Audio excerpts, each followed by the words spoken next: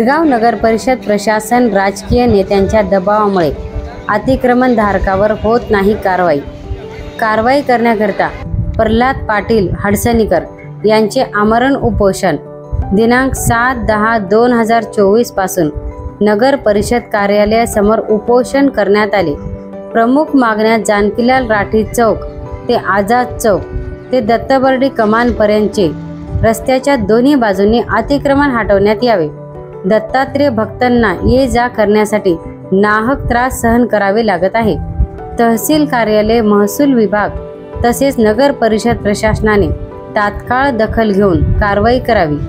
नगर परिषद प्रशासनाच्या निष्क्रियतेमुळे हदगाव हिमायतनगर तालुक्यातील सर्व समाजातील धार्मिक भावना दुखावल्या जात असल्याने साधू संतांना या प्रसंगी भाग घ्यावा लागला। अतिक्रमण हटवून मटणाचे दुकान कमानीपर्यंत दोन्ही साईडचं जे अतिक्रमण आणि दोन्ही बाजूचे नाल्या पुढे जे अतिक्रमण झालं ते हटव म्हणून आज इतकी दिवस दखल घेतली नाही। 17/9 पासून आज 7/10/2024 रोजी उपोषणाला बसत आहे। आज महंत गोपाळगिरी महाराज यांच्या उपस्थितीमध्ये आणि वकील साहेब मंडळी पूर्ण आणि गावकरी मंडळी यांच्या वतीनं श्री चैतन्य महाराज महादेव मठ यांच्या उपस्थितीत आज उपोषणाला बसत आहे। शासनाने याची दखल घ्यावी। ही भूमी असल्यामुळं माहूरला जाणारा प्रत्येक व्यक्ती हा दत्तबर्डी संस्थानावर दर्शनाला येत असतो आणि दर्शन स्थळावर जातेवेळेस आम्ही बरेचसे संस्थान पाहतो। शेगावला जातो, शिर्डीला जातो, काशीला जातो, मथुरेला जातो। प्रत्येक ठिकाणी त्या देवाच्या नावाचे फलक असतात, पण आमचं हदगाव नगरी एवढं असं दत्त महाराजाच्या पदस्पर्शानं पावन झालेले हे पवित्र ठिकाण असलं तरी आमच्या दत्तबर्डीच्या, कारण हे त्यागाची गादी असल्यामुळं, कारण याच्याकडे कोणीही सर्व राजकीय लोक असो, गावातील त्याचं लक्ष आहे, उमरखेड तालुक्याचं लक्ष आहे, परंतु येण्या जाण्यासाठी दत्तभक्तासाठी आमच्या पवित्र ठिकाणी आम्ही ज्याचं आमचं श्रद्धास्थान आहे, आमचं गुरुघर असलेल्या त्याच जागेवर मटणाचे दुकान, दारूचे दुकान, कारण नजरेला तरी ते दिसू नये त्याच्यासाठी नगरपालिकेने तात्काळ त्यांची मटणाच्या दुकानाची व्यवस्था लावावी।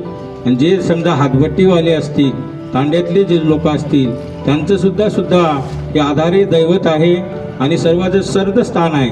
म्हणून सर्वांना या पवित्र ठिकाणाचा पवित्रपणा लक्षात घेऊन तात्काळ शासनानं आमच्या भक्तमंडळीने जे मागणी केली ते तात्काळ दूर करावी अशी दत्तचरणी प्रार्थना करतो आणि परमेश्वराने त्यांना सद्बुद्धी देऊ आणि हे लवकरात लवकर काम मार्गी लागो हीच प्रभू चरणी प्रार्थना।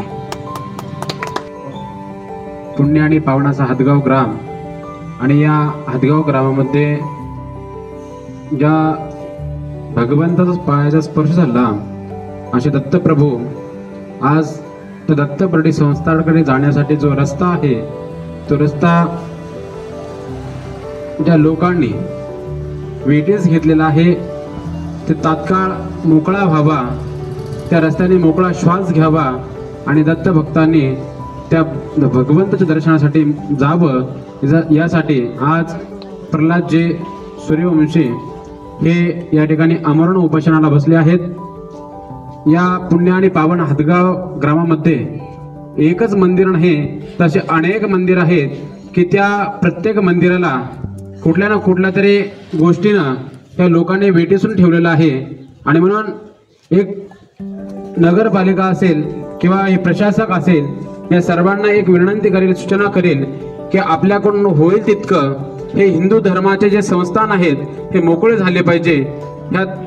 कारण आमचं हे शांततेचं प्रतिकात्मक आम्ही सांगतो आणि शांततेच्या मार्गाने आम्ही जात असतो।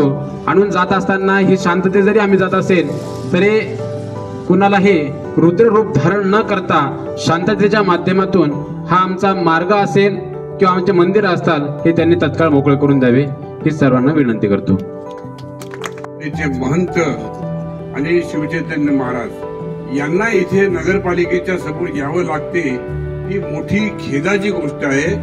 दत्तबर्डीला जाणाऱ्या भक्तांची संख्या वाढलेली आहे, पण मोटरसायकल सुद्धा जाता येत नाही. एवढे तिथे गाडे, बिल्डिंग मटेरियलचे ढीग गाड्या आणि यांच्या कार आणि खाटकांचे दुकानं इकडे तिकडे जर पाहिलं तर माणसाला ओकारी होते. अशी ही फक्त एक थोडीशी जागा रस्त्याची एवढी घाण करून टाकली आहे लोकांनी, आणि त्याची दखल कोणीही नेता घेत नाही. ही मोठी सगळ्यात दुःखाची गोष्ट आहे. सर्वांना फक्त आपल्या मतदानाचं पडलं की आपण कोणाला दुखवायचं नाही, मतं मिळाली पाहिजे एवढाच फक्त उद्देश आहे, बाकी काही नाही. माझी विनंती आहे, पहिल्यांदा आम्ही विनंती करू, लक्षात घ्या, पहिल्यांदा आम्ही विनंती करू, नंतर मग काय करायचं ते करू. कारण जर हा रस्ता जर यांनी पॅक केला आणि जाण्याला जर आम्हाला जागा ठेवली नाही तर आम्हाला सगळ्यांची वाट लावावी लागेल, एवढं निश्चित.